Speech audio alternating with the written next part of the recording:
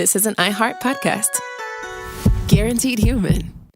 With no fees or minimums on checking accounts, it's no wonder that Capital One Bank Guy is so passionate about banking with Capital One. If he were here, he wouldn't just tell you about no fees or minimums. He'd also tell you about how Capital One cafes are open 7 days a week to assist with your banking needs. Yep, even on weekends. It's pretty much all he talks about, in a good way. What's in your wallet? Terms apply. See CapitalOne.com/bankguy. Capital One N.A., member FDIC.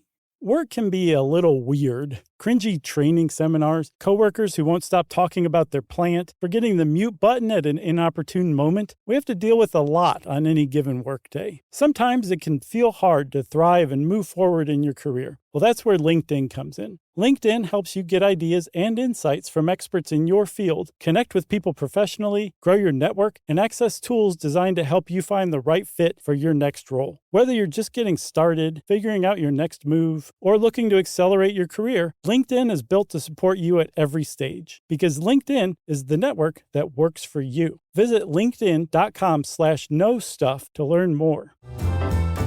Welcome to Stuff You Should Know, a production of iHeartRadio.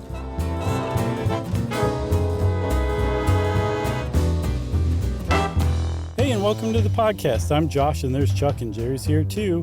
And this is the brief overview of Cliff Notes. We're not going to do the exhaustive encyclopedic documentary length Cliff Notes episode. Nope. We are doing the brief overview of Cliff's Notes. I said it wrong the first time. It's never been Cliff Notes. It's Cliff's Notes. Yeah, I mean, the first thing we should probably say, because Jerry in the pre-show banter even got it wrong, even though I said, Jerry, we're doing an episode on Cliff's Notes. She said, I used to get Cliff Notes. It's not Cliff Notes. I used to say Cliff Notes too in high school, but it is Cliff's Notes, as in the person's name was Cliff, as we'll soon find out. Mm-hmm. It used to have an apostrophe. Mm-hmm. Then it just became Cliff's, 2 words, notes without an apostrophe. Sure. Then it became Cliff's Notes, all one word, but with that N capitalized. So stylish. But it has never been Cliff Notes. No, but everyone basically in the world calls it Cliff Notes. Right. And we should tell everyone what this is. If you don't know, I do know that they went around the world a little bit, but it feels like a very American thing. It is a study aid. It's basically sort of, I was about to say a Cliff Notes version of the book because it's so in the lexicon now. But it's like if you went to read a book in high school in the 80s, like The Scarlet Letter, and you're like, oh, God, do I really have to read The Scarlet Letter? You would go to a store and you would buy this yellow and black, very thin pamphlet. I don't remember how much they were then. They're only about $8.99 now. Yeah. And it would contextualize the work. It would summarize the work, give you character descriptions, basically everything you needed to know the night before to pass the test or write the paper. Yeah. And like you said, it's entered the lexicon. Most people can recognize it just that from that yellow and black cover. It looks like a Men at Work album cover. Yeah. Or Stryper. Stryper, yes. Very nice. Maybe that's where Stryper got it. Maybe. And then, most people in America know what we're talking about. I do wonder how well known it is around the world, though. I mean, I think it's ended up going to 39 countries, but it just feels like a very lazy American thing, especially for Gen Xers, to be like, well, I'll just get that and that's fine. Yeah, because it's been long, basically from the outset, criticized for being this thing that students read and use instead of actually reading the material, the book that they're supposed to read. That actually ran afoul, I guess, of what the guy who invented these things intent was. He always said, no, this is not what that's for. You're supposed to read the regular, book. You're supposed to read The Scarlet Letter, Chuck, and whether you like it or not doesn't matter. Yeah. And then you get the Cliff's Notes and you understand it that much more fully. That was the point. That's right. And of course, we're talking about Keith Hillegas. Mm-hmm. Oh, I'm kidding. Clifton Heath Hillegas. His name was Cliff. Mm-hmm. Gentleman was a true Cornhusker, as we'll see. He was born in 1918 out in the rural sticks of Nebraska. His father was a mail carrier, and he was a very smart kid, and I would assume a smart adult, because he studied physics and math at Midland Lutheran College, and then was going to grad school for physics and geology at the University of Nebraska. Go Cornhuskers. Okay. But dropped out in 1939 to marry a classmate named Catherine Galbraith, at which time he got a job at Long's College Books as a clerk, and that company would later become the Nebraska Book Company. Yeah. So long story short, Cliff Hillegas was a very smart guy. I saw that he was said to read 5 books a week basically his whole life. Or did he just read 5 quick summaries? I don't know. I just don't know. Because he's dead now, and we can't ask him. That's right. But he worked at the NBC, Nebraska Book Company, up until World War II when he went to the Army. Mm-hmm. He was a meteorologist for the Army Air Corps, so again, pretty smart dude. Ended up a captain, and his wife, Catherine, worked as a clerk for the Manhattan Project. So she was sharp as a tack as well. Yeah, also, I want to give big ups. Are we still saying big ups? Heck yeah, man. We're old people. Okay. We can say whatever we want. I want to give big ups to Livia, who helped us out with this, because there is not a lot of information on Cliff's Notes out there. Yeah. It's just not out there. You can get like like appropriately enough, the brief overview of Cliff Notes and its history, but to really dig in and get the details, you got to get out there. So thanks to her for that. She did it. I think she broke into the estate of the Hillegas estate and stole a diary. She did. I think so. Yeah. And then also I want to give big ups to Mental Floss too, because they did some really good reporting on it too. Some good digging. Yeah, for sure. All right. So back to Cliff Hillegas. He was in the Army. Then after the war, he went back to his old job at the Nebraska Book Company. They said, we knew you'd be crawling back. Yeah. And he helped transform them into a wholesale textbook distributor. And he ended up sort of traveling all over the country, buying and selling used textbooks, when a little trip to Toronto, Canada, ended up being quite a good thing for the course of his life, right? Yeah, depending on who you're talking about. It wasn't that good of a thing for a guy named Jack Cole, the guy who we had dinner with in Toronto, who was a bookstore owner. And Jack Cole was like, hey, man, I'm going to let you in on this business opportunity. I have these condensed pamphlets that basically are analysis of Shakespeare's plays. Mm-hmm. I publish 16 of them. And I think the quote from Cliff Hillegas was, Jack Cole said, yes, I know.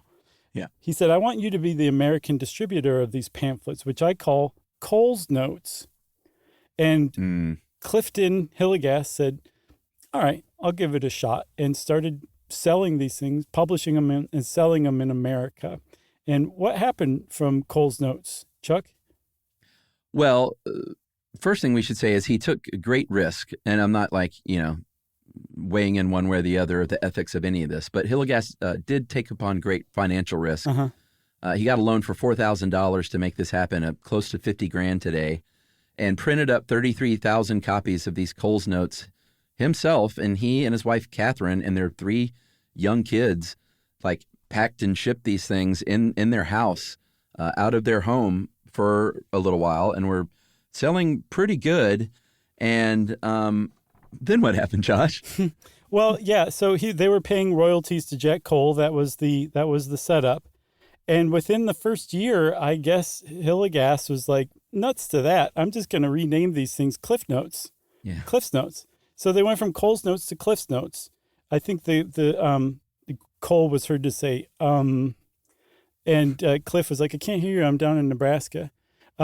So I just see people gloss over this all the time. I just don't understand why it's not at all controversial, because he clearly just lifted the intellectual property of Jack Cole and took it as his own.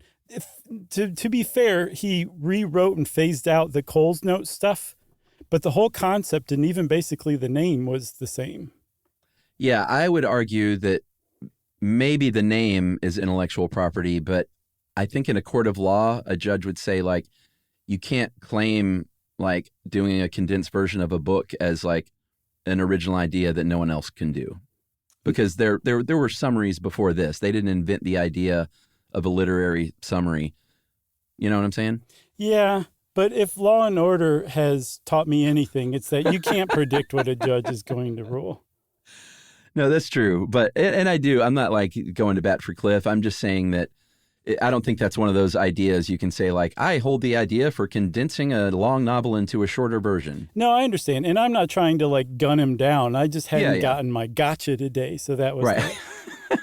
I do feel bad for Cole, though, if it helps. I do too. And I saw nowhere what his reaction was or what he did. I made up his quote of, that was a joke. Right. But yeah, everybody just walks right past that stuff. Yeah, for for sure. And I refuse to. Well, I feel like everyone is called out online for doing something like this, but old Cliff gets a pass, I guess, because everyone got through school because of him.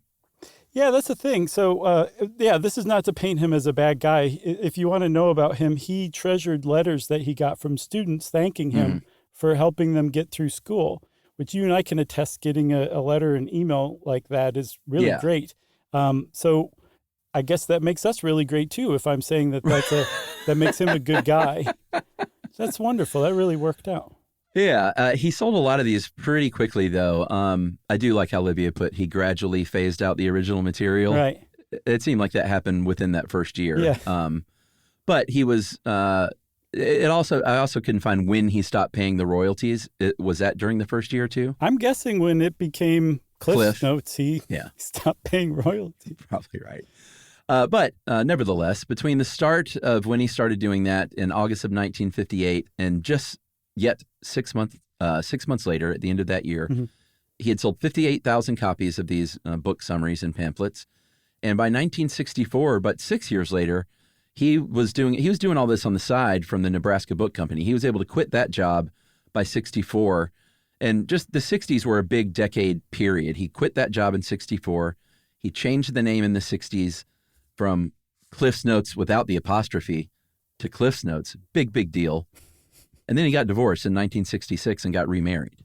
Yeah, later on he got remarried to a woman named Mary. Yeah. And I guess he adopted her 2 kids. Another thing that shows he's a stand-up guy. Really, the only blemish on his entire lifetime is how he treated Jack Cole. That's true, but did those kids' biological father get royalties Nope, on those children? He named them Cliff's kids. They were originally Jack Cole's because he stole his wife, Mary. Oh, man. And everyone just glosses right over that. Yep. Should we take a break? Sure. All right, we'll take an early break here because this one's probably a little bit shorter, and we'll talk about the early days of that company right after this.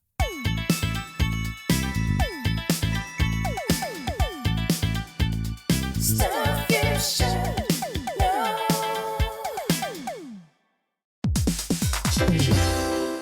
Hey, everybody. When you're at work, you never know when you're going to get interrupted, like when an office fire drill happens right in the middle of your presentation, or maybe construction is going on just outside your window. But with the Dell Pro laptop powered by Intel Core Ultra with vPro, no matter how many interruptions you have, your laptop won't be one of them. Yeah, with a battery that's optimized for the way you work and built-in intelligence that quiets distractions the moment you're trying to focus, your tech won't slow you down, even when you're getting bounced from an office you forgot to reserve. The Dell Pro, built for those who stay in the flow. Find technology built the way you work at Dell.com/Dell-Pro. Built for you. Spectrum Business keeps businesses of all sizes connected seamlessly with fast, reliable internet, advanced Wi-Fi, phone, TV, and mobile services. That's right. And Spectrum Business offers 100% U.S.-based customer support 24/7 to help you stay up and running. And they offer tailored connectivity solutions with packages built for your business budget. Yeah, so it's no wonder millions of business owners rely on Spectrum Business to keep them connected. Visit spectrum.com/business to learn more. Restrictions apply. Services not available in all areas. You know, a lot is going on in the world, like a lot. The news cycle can feel overwhelming. It can make you want to stick your head in the sand, actually, because it's just too much. Yeah, well, that's where a new podcast from The Guardian can help. Stateside with Kai and Carter helps you make sense of it all. 3 times a week, journalists Kai Wright and Carter Sherman step back from the headlines to wrestle with the same questions you're probably asking. What's really happening and why does it matter? That's right. Kai and Carter draw on The Guardian's reporting in the U.S. and abroad to provide the context and insight you need. I mean, they're getting perspectives on everything from global news and climate to culture, lifestyle, fashion, you name it. All the stuff that's shaping our lives. And because The Guardian Michigan isn't owned by any billionaires, you can trust that Stateside is delivering fact-based reporting. And that's the whole point. Basically, Stateside with Kai and Carter helps you stay informed without getting burned out. Listen wherever you get your podcasts or watch on YouTube. We learned so much stuff from Josh and Chuck. Stuff you should know. So we should say, despite legendarily reading 5 books a week, Hilligas didn't write any of the Cliff's Notes. He was more like the business guy. He had the idea, you would put in scare quotes, and he was running the whole operation. He had the vision for it, right? So he hired other people, and initially hired literature teachers, like hardcore, like they have crew cuts and wear like army boots and stuff, like that kind of lit teacher. Yeah. But he realized something very quickly that I'm sure developed. A hardcore lit teacher who's been teaching the same books, been teaching a Scarlet Letter for, I think we should not mention a single other book besides the Scarlet Letter in this episode. What do you think? Agreed. All right, let's give it a shot. These hardcore lit teachers who have been teaching a Scarlet Letter, or the Scarlet Letter, for 20 years. Technically, I just named another book, Chuck. Yeah. For 20 years, these people know too much. They understand the book too well. They know all the details that they just get mired down when they're writing a synopsis or something. It's just too intense for the audience, which is high school and college readers, usually undergrad readers. Yeah, he was like, hey, whoa, pump your brakes. I'm trying to sell these to lazy kids. Exactly. Like, broad overview, please. He ended up with grad students mainly saying that they did the best work, which makes sense. Sure, they work for free too. That's right. But we mentioned the iconic yellow and black design. That was something Cliff thought of himself. I remember the mountain cliffs even being on the editions I had when I was, a student in the 80s. Mm-hmm. I don't think they have that anymore, but they have these yellow and black stripes that just, it looks, I mean, it's a genius branding move just to do that simple little thing, because Cliff's Notes were so identifiable from across a bookstore the night before a test or something. You could zoom over to that spinning rack of yellow and black pamphlets. Mm-hmm. Yeah, you'd walk in the bookstore and they'd call to you, "Don't bother, come by me." Exactly. So one of the big things, I didn't know this, but one of the big reasons CliffsNotes became the brand that it is today, which is to say iconic, is because they advertised a lot in the 60s. And they very wisely went to where their readership was. They advertised in 17. They advertised in Playboy. They advertised in, the Scholastic Journal. I don't know how much of a return on investment they got on that, but they also advertise in college newspapers. Bingo. Yeah. And so like if you're going to high schoolers and college kids and saying, "Hey, we have something that it's going to keep you from having to read a Scarlet Letter, the Scarlet Letter. Don't you want that?" And they say, "Yes, I want that so bad." Like it just rooted that business and simultaneously made it take off like a rocket. That's right. And you would open up the Scarlet Letter Cliff's Notes and it would say, the letter is A, the end. That's why I keep calling it a Scarlet Letter. Yeah, probably. Because it is literally A. Mm-hmm. A for awesome. No, not quite.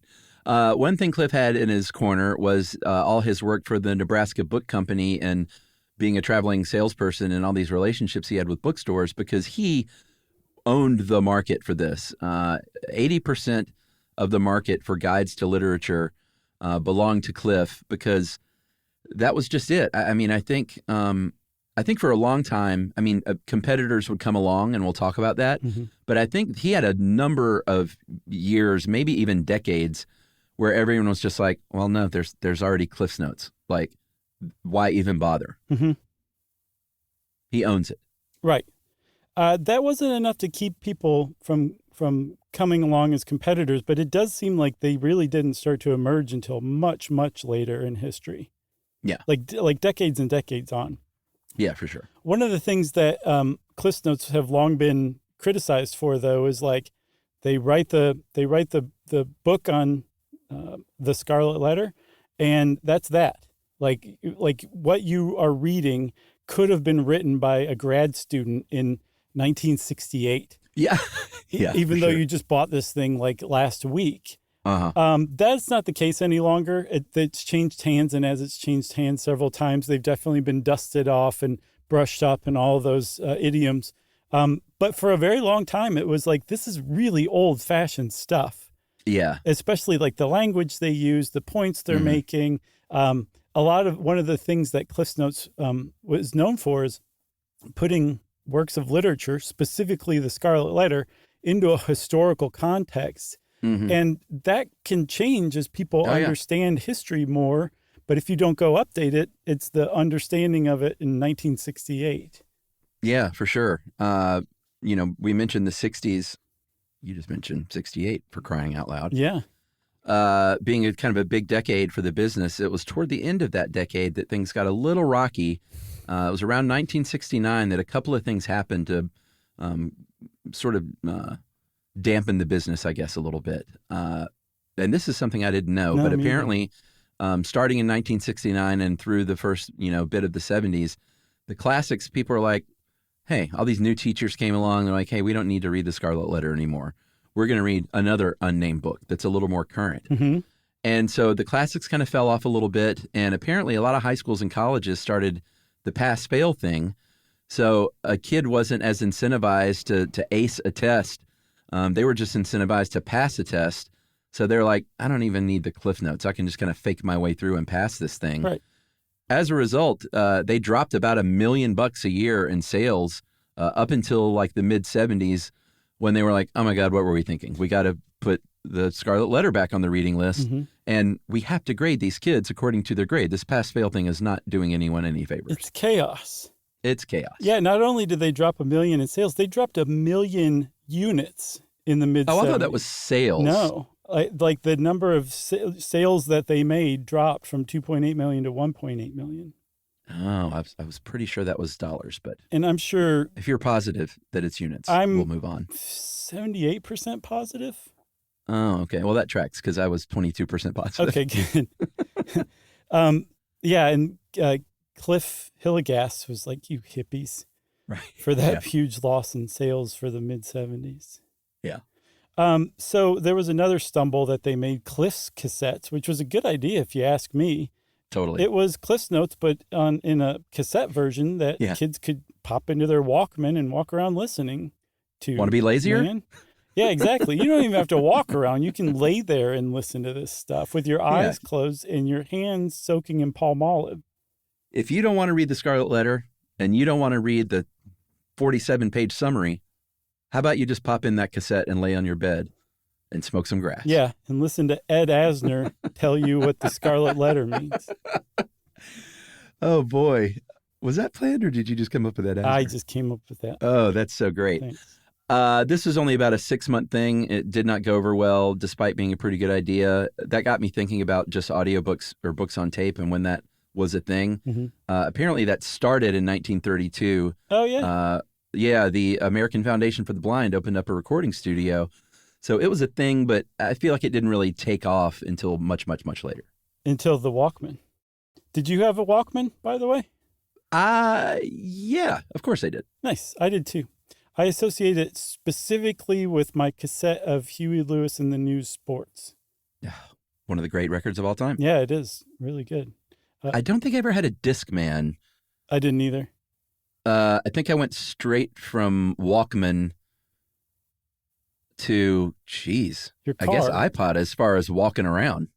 Oh, yeah. I never had an iPod. I went from Walkman to iPhone, I guess. I had the first iPod. Wow. So, yeah, I had the first, not Steve Jobs' iPod, Mhm. but, the first edition. I still have it. It still works. Oh, do you really? Wow. That's really saying something. Yeah, I put pictures of it on my Instagram not too long ago, actually, because I found it, charged it, and I just put up the opening screen because, the first Walkman had everything in alphabetical order just on the screen when you opened it. Yeah. And boy, it was eight or nine bands locked in time Mhm. from, I guess, like 2000 or something, whatever that was. That's awesome. Yeah, I didn't have one of those. I'm sorry. I'm going to get you maybe a Nano. No need. Those things were tiny, though. They were like the size of a thumb of steak. Yeah, or a square of chocolate, actually. Yeah, there you go. Yeah. Yeah, we'll keep going, right? Yeah, I mentioned Hillegrass was a true Cornhusker. He kept that company in Nebraska. He felt very strongly about that and donated 10% of its profits to Nebraska organizations. Was a big curator of the arts, so the Museum of Nebraska Art was a big one that benefited from his stealing that idea from coal. And they have, if you've ever looked up, like, hey, what does this guy look like anyway? You might see a bronze statue of him, and that is from that Museum of Nebraska Art. Yeah, he's standing up in some bushes like a creep with a book open. What else? What happened in 1983? I think this also kind of puts a certain, it paints a picture of this guy. That's what I'm trying to say. At age 65, on the dot, he retires. Okay? Yeah. Like, that's just the kind of guy he was. But he didn't actually retire. He just stepped down from company president to the head of the board of directors. Yeah. And he still went into the office every day. Yeah. And instead of calling him Mr. Hillegas, they said, you can call me Cliff. Right. He would show up in like a smoking jacket and ascot after he retired. Exactly. But he still called the shots. Right. But that's just, I mean, I can totally, because don't forget, he was trained in geology, math, physics. He had a certain way of looking at things for sure. Yeah. That a couple of years later in 1985, there was a Chicago Tribune article. So this is mid-'80s. They had a staff of about 25 people, and they had published 225 guidebooks, or book guides, rather. 60 million copies in circulation, and yes, I nailed it, 39 countries in circulation. Very nice. And apparently there were some countries that used them to help teach American English in different countries. Sure. Especially the English used by Americans in 1968. That's right. By the end of the 80s, they were taking in about 11 million bucks a year, which is pretty good scratch. It's about 28 today. 28 million? Yeah, that's even better scratch. And by the end of the millennium in 1999, at the age of 81, he sold it off. He was like, all right, I'm 81. I want to live out my remaining years as a super rich guy and not just a medium rich guy. So he sold to IDG Books, who was the publisher of the For Dummies guides that everyone knows. Yeah. And he sold for only $14 million, which kind of surprises me. Fully retired and sadly died a couple of years later at 83 from complications of stroke. I've always wondered what that is. Like, guys in particular retiring and then dying like very soon after that, it's kind of a thing. And even if you don't die, you can, like, a lot of people just get like really sick for a while afterward. And I don't know if it's like you've been running on adrenaline the last 5 years or what the deal is, but it's like when you finally, your body finally resets, like, I don't have to go to work anymore, something happens to you. Are you saying this personally to me so I can consider this as I weigh my future? Don't even think of retiring, Chuck. It was bought and sold a few more times, though. In 2001, John Wiley & Sons bought the brand. They changed the name this time. This is when they squashed it together as Cliff's Notes with the capital N. Yeah. Then Houghton Mifflin Harcourt bought it in 2012, and then Course Hero bought it in 21. Yeah. Yeah, well, that makes sense, too. Course Hero is a online tutor. Essentially, they have courses, and they're heroes for it. And one final thing before we take the break is, I think the New York Times in the early aughts did a report, and they found that it's not just lazy high school kids that are buying these books. They found out it's lazy adults in book clubs that just want to participate in a book club, but they maybe don't have the time to read the Scarlet Letter. So they'll get the Cliff's Notes so they can go and have some wine and talk about the abridged version. Right. You can tell the ones that read the Cliff's Notes of the Scarlet Letter because they're the ones who thought it was really good. That's right. And it's also the yellow and black is sticking out from their fanny pack. Right. They have a little piece of it in their teeth. Right. All right. Shall we take our second break? Yes. All right. We'll be back and pick up on where we are today with Cliff and his notes.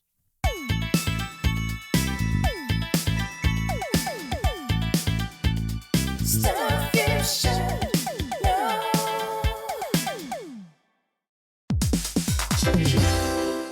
Hey, everybody. When you're at work, you never know when you're going to get interrupted, like when an office fire drill happens right in the middle of your presentation, or maybe construction is going on just outside your window. But with the Dell Pro laptop powered by Intel Core Ultra with vPro, no matter how many interruptions you have, your laptop won't be one of them. Yeah, with a battery that's optimized for the way you work and built-in intelligence that quiets distractions the moment you're trying to focus, your tech won't slow you down, even when you're getting bounced from an office you forgot to reserve. The Dell Pro, built for those who stay in the flow. Find technology built the way you work at Dell.com/Dell-Pro.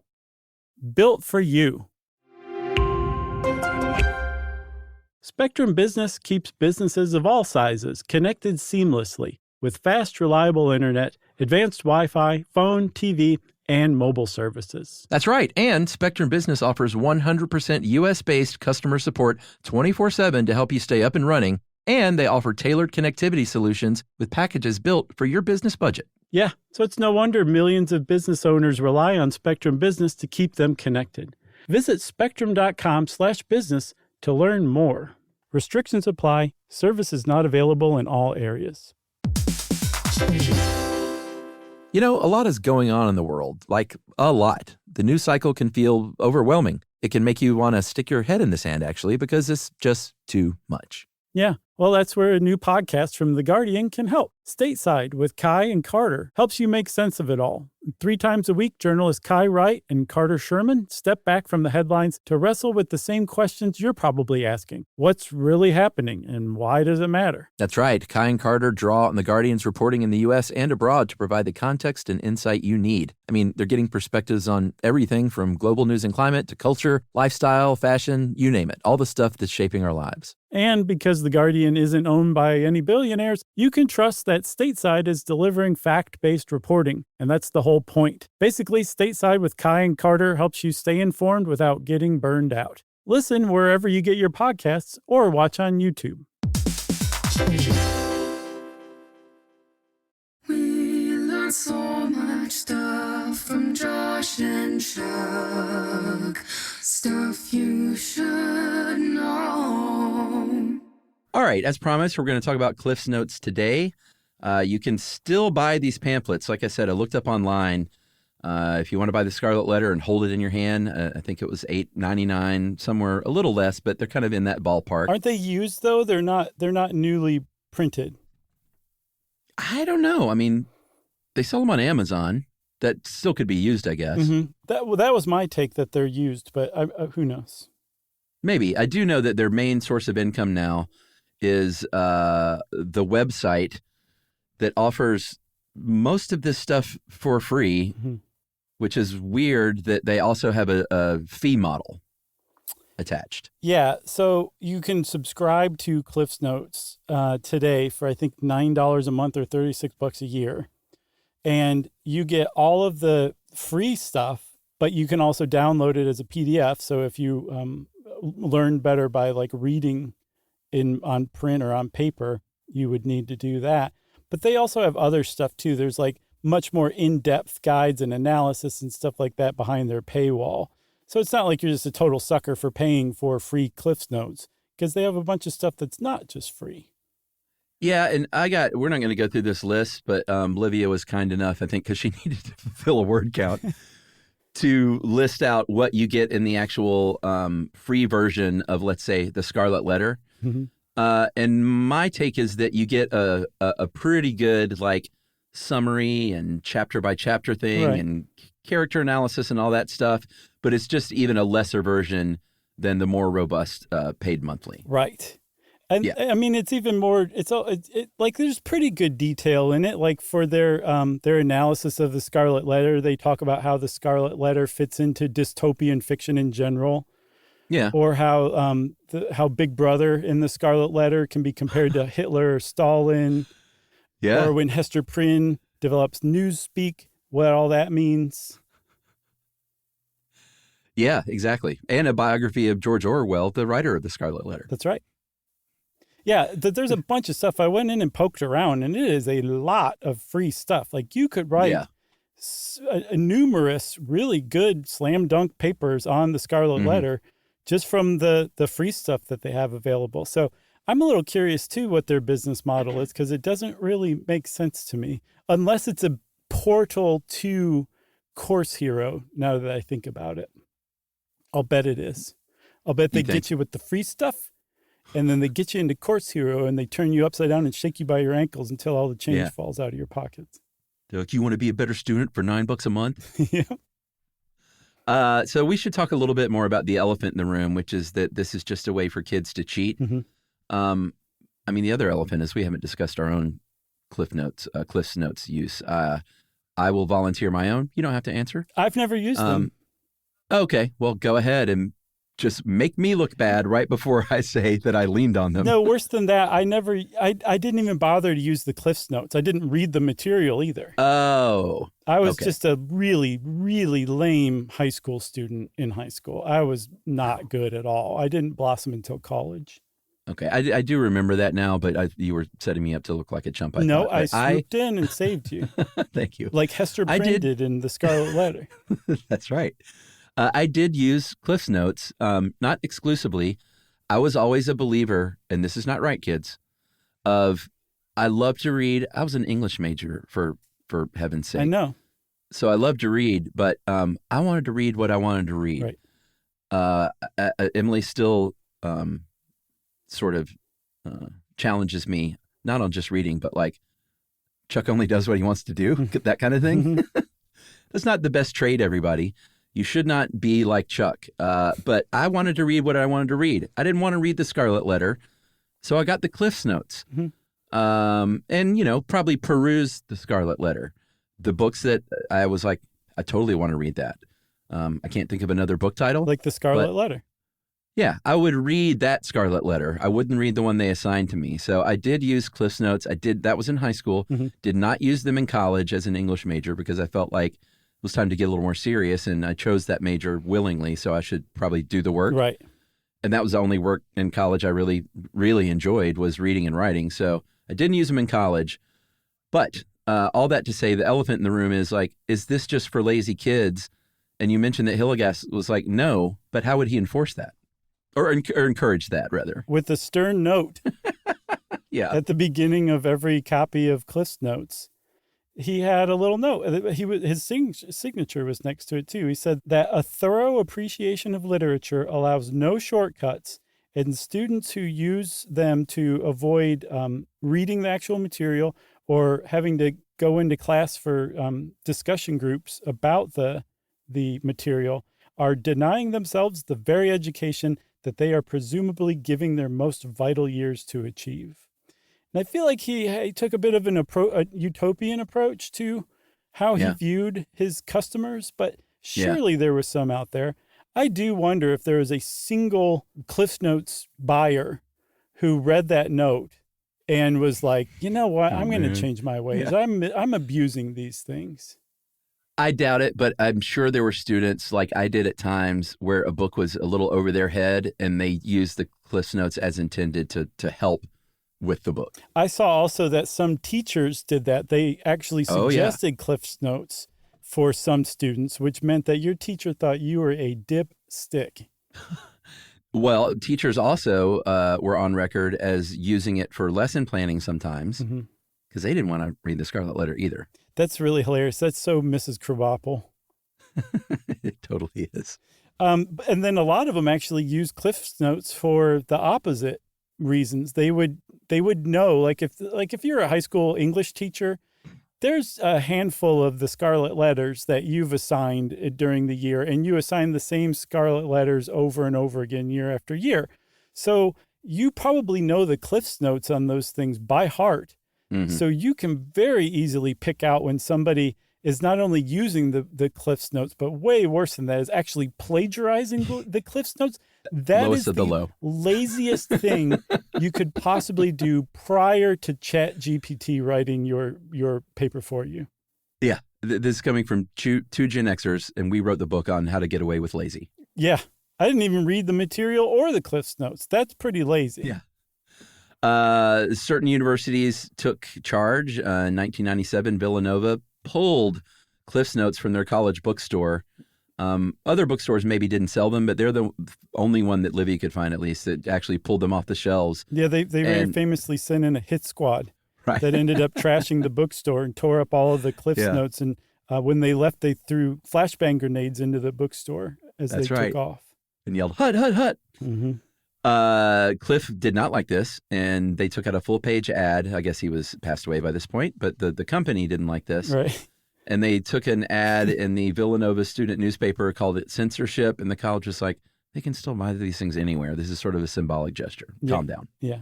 We kind of touched on, and we didn't say it like overtly, but there were a lot of teachers out there who were okay with Cliff's Notes, and some who even encouraged their use. That seems to have come along like a generation after Cliff's Notes came out, which is not coincidental, because a lot of those people who grew up to be English teachers and English professors used Cliff's Notes when they went through school themselves. So at the very least, they had a certain fondness of it. And at best, they were like, this is actually super helpful as a reference material. Yeah, for sure.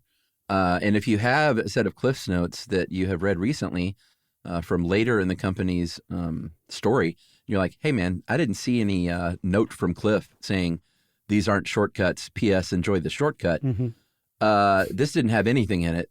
I think the minute he sold that company, they were like, let's get rid of that note. It's a real drag. And, yeah, it's a real drag. And not only that, like our advertising should actively encourage the fact that this is a shortcut. Yeah, that's pretty much what they did.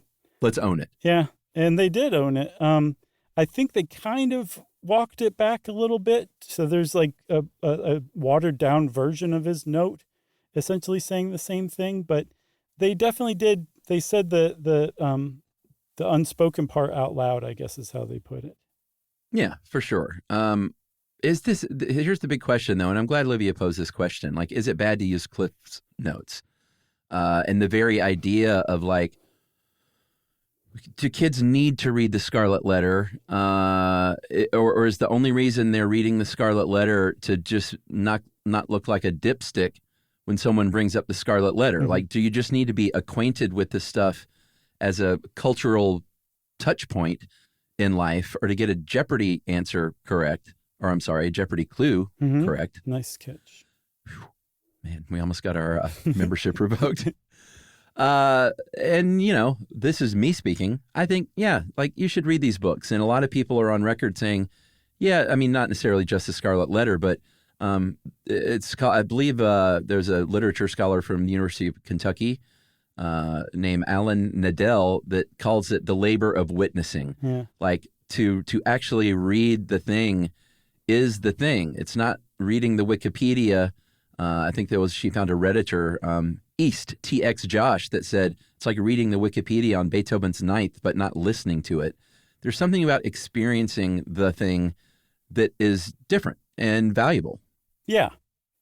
Yeah. And reading all this, Chuck, made me realize how much I missed out by not reading all those books in high school.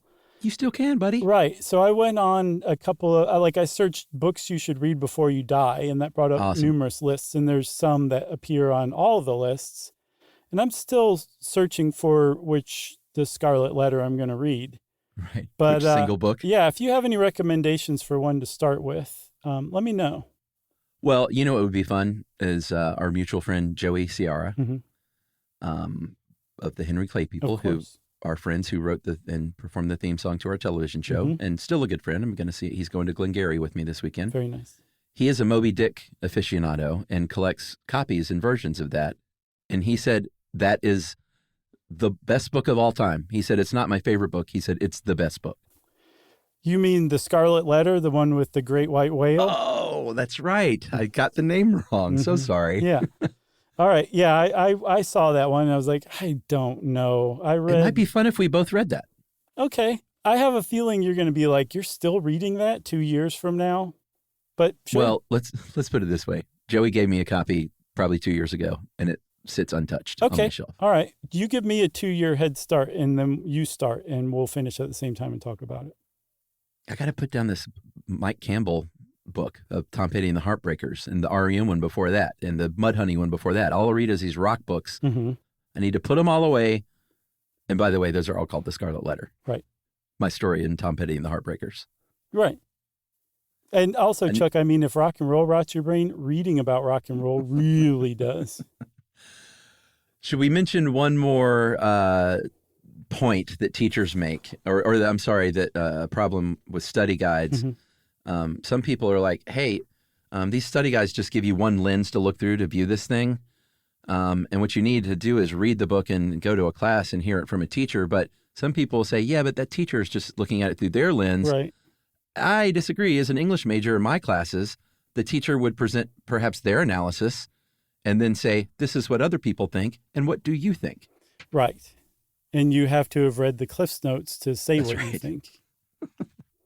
What else? You want to talk about any of these parodies or spinoffs or competitors? Yeah, I mean, we can just mention kind of quickly, Spark Notes became the biggest competitor in like 1999.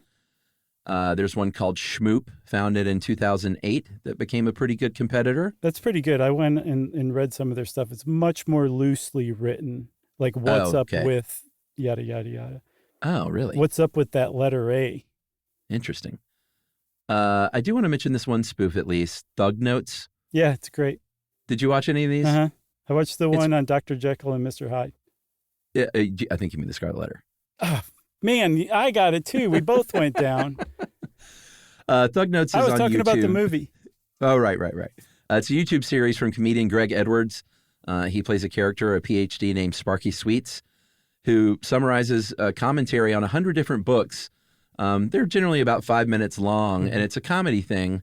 It's Thug Notes. He does African-American vernacular and breaks down these books in a fun way, in a very quick way, but he's got 3.14 million subs. And if you watch one of these like you did, you will soon learn like it's a joke, but he's laying down some real truth on some of these as well. Oh, yeah. Like when you finish watching one of these Thug Notes, like you understand what that book was about, like fully. Like he does a great job with it. But yeah, there's just this whole shtick to it that's pretty awesome too.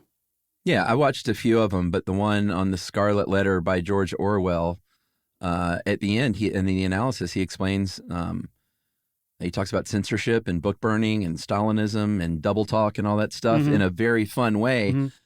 And I can only think that like there might be young students that identify with Greg Edwards and what he's doing, that it might provide a little real insight and inspiration. I hope so. Even though it's just a joke. Did you say that did you say the name of his character on Thug Notes?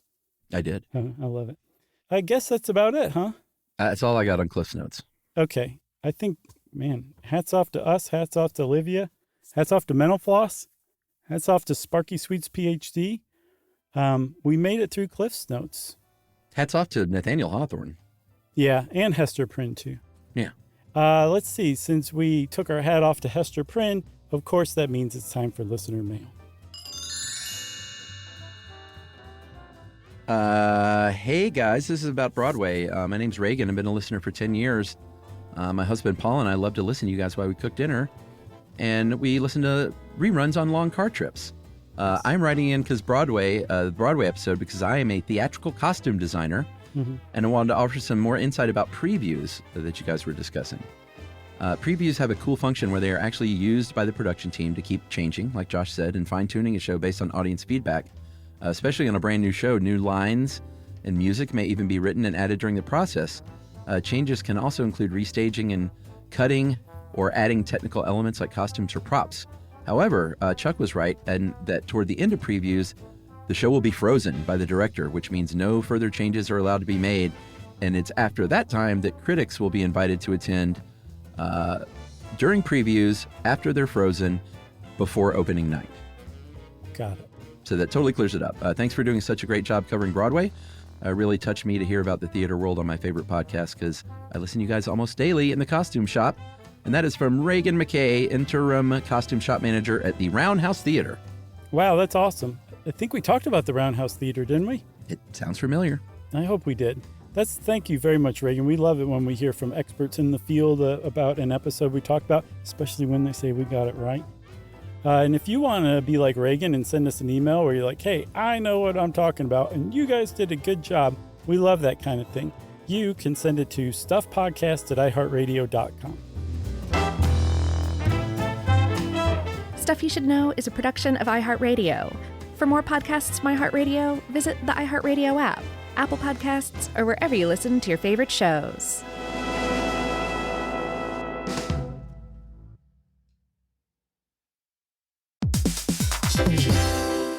Hey, quick question for the parents listening right now. When's the last time your kid asked for something and you actually felt good saying yes? Because lately, a lot of families have been hearing the same thing. Can I have Lingo Kids, please? And here's the thing. Lingo Kids is the #1 entertainment platform for young kids with more than 4,000 interactive games, songs, and shows. Astronauts, wild animals, superheroes, dinosaurs. It's literally everything kids love all in one place. So when they ask for it, you can actually feel good saying yes. Download Lingo Kids for free and start exploring today, or unlock even more amazing content with Lingo Kids Plus. And if you go with the yearly plan, you can save up to 60%. Just search Lingo Kids in the App Store or Google Play. Lingo Kids, everything kids love. You know, you could be adored by everyone and still completely ignored by your cat. Trust me, I know. But if you feed your cat Sheba, you can go from being ignored to truly adored in 12 days, guaranteed, or your money back. Sheba has a full menu of products, appetizers, entrees, treats, even a kitten's menu. It's so cute, so Sheba has a product for even the pickiest eater. Like Sheba Puree, it's made with bone broth, their chef-inspired flavors. It's got a smooth and creamy texture that cats love and contains no corn, wheat, soy, or artificial flavors. It's food that your cat's gonna love. To learn more, check out Sheba.com. That's SHEBA.com. If audiobooks are your thing and you've been meaning to listen to more of them, you should check out a podcast called Earsay, the Audible and iHeart Audio Club, hosted by Cal Penn. Each episode spotlights standout audiobooks on Audible across all kinds of genres: sci-fi, comedy, romance, thrillers, and more, with Cal talking to guests who help break down what makes each story worth listening to. It's a fun, easy way to discover your next great audiobook. Check out Earsay on the iHeartRadio app, Apple Podcasts, or wherever you get your podcasts. This is an iHeart podcast. Guaranteed Human.